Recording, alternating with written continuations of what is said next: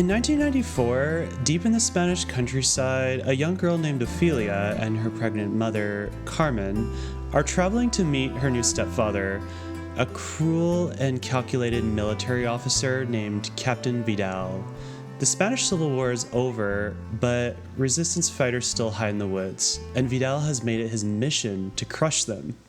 From the moment Ofelia arrives at Vidal's outpost, she feels out of place. The world around her is cold, brutal, and suffocating. Her mother is weak and sick from pregnancy, and Vidal's only concern is that she bears him a son. Ofelia, drawn to books and fairy tales, finds comfort in stories, but soon she discovers that reality and fantasy may not be so different. One evening, she follows a strange insect-like creature into the forest. It leads her to a mysterious stone labyrinth where she meets a bizarre and ancient creature known as the Faun. With his twisted goat-like legs and unsettling presence, he tells Ofelia something impossible. She is not an ordinary girl. She is the long-lost princess of the underworld, and her true father, the king, has been waiting for her return. But before she can reclaim her place, she must prove herself. 3 tasks, 3 trials. If she succeeds, she will return to her kingdom and escape the horrors of the mortal world forever.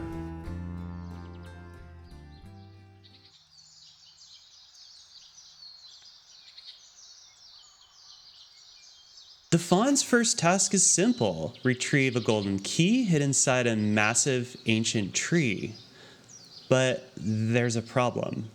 A grotesque giant toad has made its home inside, its slimy body slowly killing the tree from within.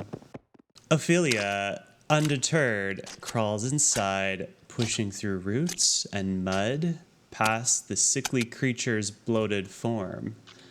She tricks the toad into eating magical stones, causing it to vomit up its insides, along with the golden key she needs. She is victorious, but reality continues to press in. Her mother is growing weaker. Vidal is as ruthless as ever. The safe, beautiful world the Faun promised feels impossibly far away.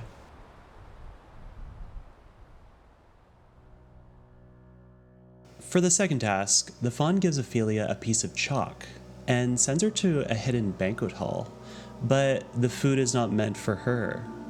The real prize lies in a locked box at the end of the table. At the table sits a horrific skeletal creature known as the Pale Man. A silent, unmoving thing with sagging skin, a lipless mouth, and no eyes in its face. Instead, its eyes sit in a plate before it, waiting. Ofelia knows the rules. Do not eat anything. Just grab the item inside the box and leave. But the feast is too tempting. She takes a single grape. The Pale Man awakens. Its long, clawed fingers grasp for its eyes, placing them into his sockets in his hands. Slowly, it lumbers towards her, its breath heavy and wheezing. It moves slowly, but not slowly enough. Ofelia barely escapes, slamming the portal shut behind her.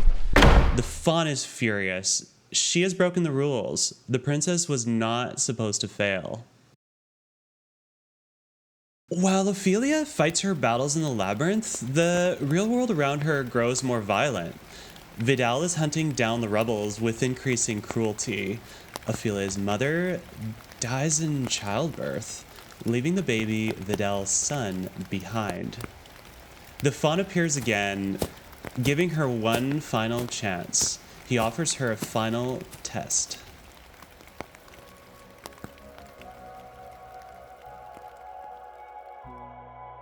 For her final task, the Faun leads her to the labyrinth's center. A portal to the underworld awaits. But before she can pass through, she must prove her purity. The Faun tells her to offer the blood of an innocent, her baby brother. Ofelia refuses. She will not harm him. The fawn vanishes, disappointed, and the world around her closes in. Vidal arrives, furious, and shoots Ofelia without hesitation. She collapses, blood pooling beneath her. But as she fades away, something remarkable happens. In one reality, Ofelia dies on the stone cold floor, just another victim of Vidal's cruelty.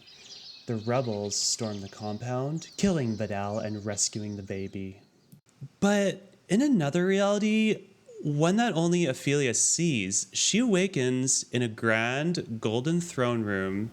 The king and queen of the underworld stand before her, smiling.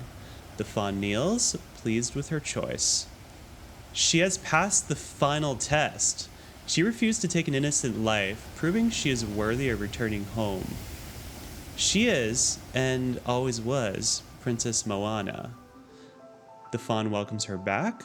The golden light of the underworld envelops her. She is home, and in the real world, a single red flower blooms where she fell.